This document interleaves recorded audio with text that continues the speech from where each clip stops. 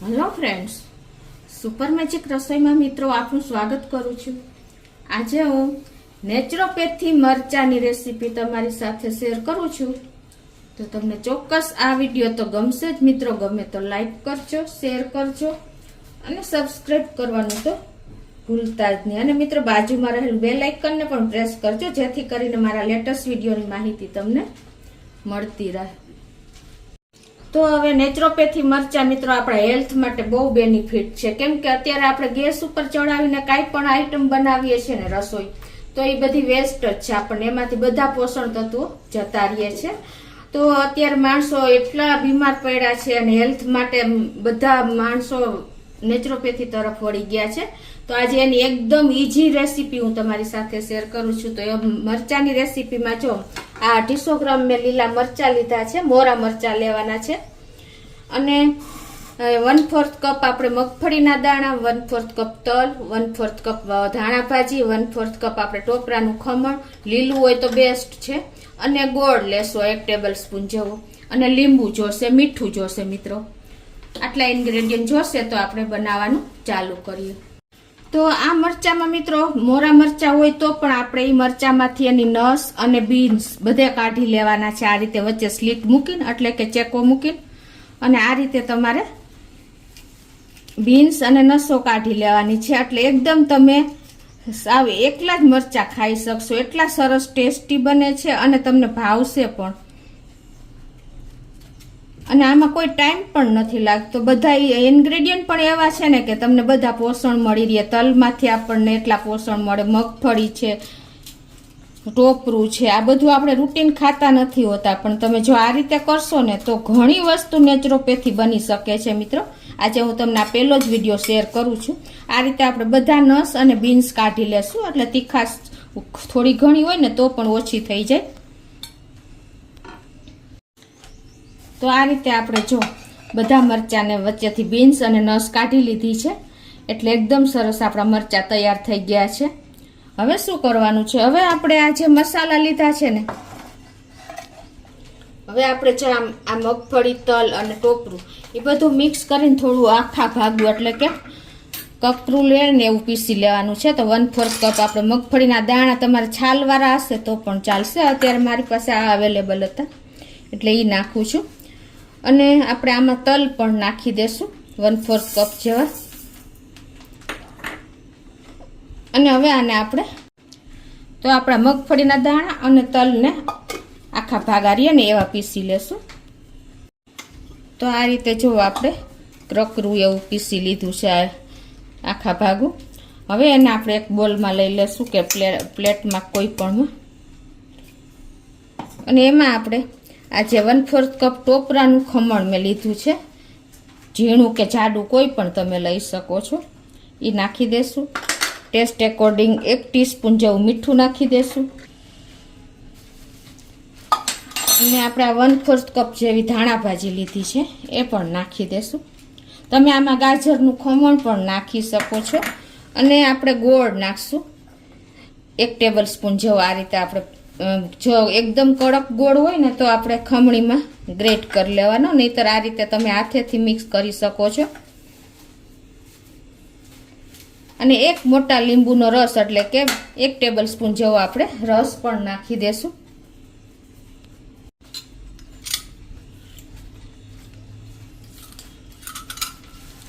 આમાં લોટનો બિલકુલ ઉપયોગ નથી થતો, ગેસનો બિલકુલ ઉપયોગ નથી થતો, અને ઇન્ગ્રેડિયન્ટ પણ બધા એવા જ આપણા ઘરમાં અવેલેબલ જ હોય છે.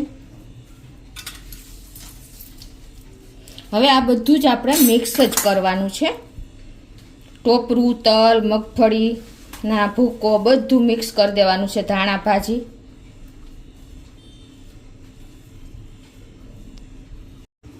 આ રીતે જો મિક્સ કરી લેવાનું છે. આમાં કોઈ પણ કાંઈ બીજું નાખવાનું નથી. તમારે વેજીટેબલમાં ગાજર હોય તો ગાજર નાખી શકો છો. ધાણા ભાજીની ક્વોન્ટિટી વધારી શકો છો. અને તમને જે તલ છે, ટોપરું છે, એ બધું તમને જે વધારે ભાવતું હોય એ તમે વધઘટ કરી શકો છો. પછી આ રીતે તમારે મરચાંને ભરી જ દેવાના છે. જેમ આપણે મરચાં ભરીએ છીએ ને મસાલાના, એ રીતે જ ભરી દેવાના છે. અને આ રીતે આપણે પ્લેટમાં મૂકતા જાશું.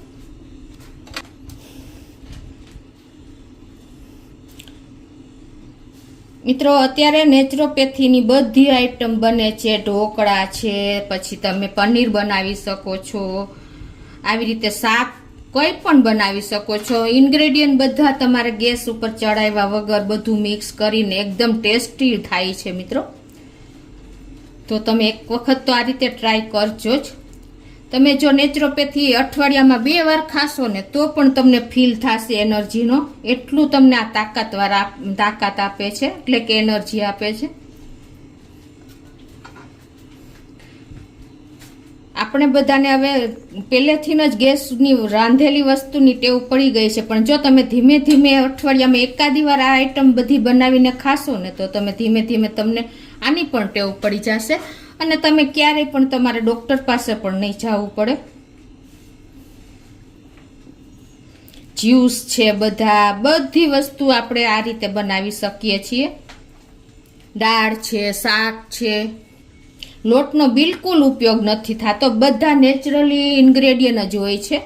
મોસ્ટ ઓફ આપણે આ બધા ઇન્ગ્રેડિયન્ટ આવી જાય છે અને વેજીટેબલ્સ આવી જાય છે.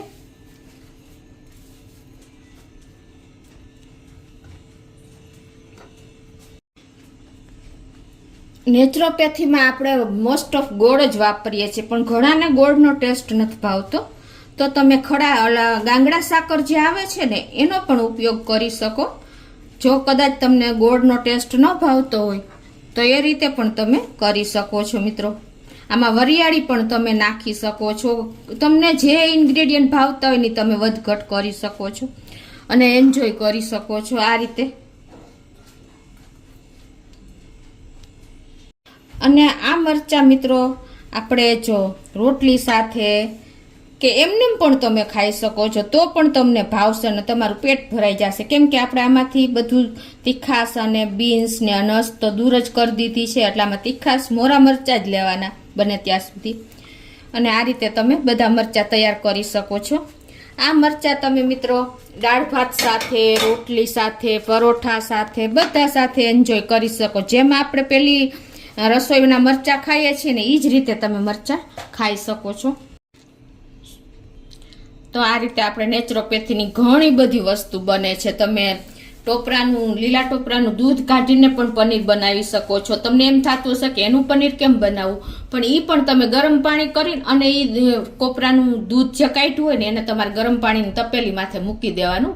ગેસ ઉપર નહીં, ખાલી પાણી જ ગરમ કરવાનું.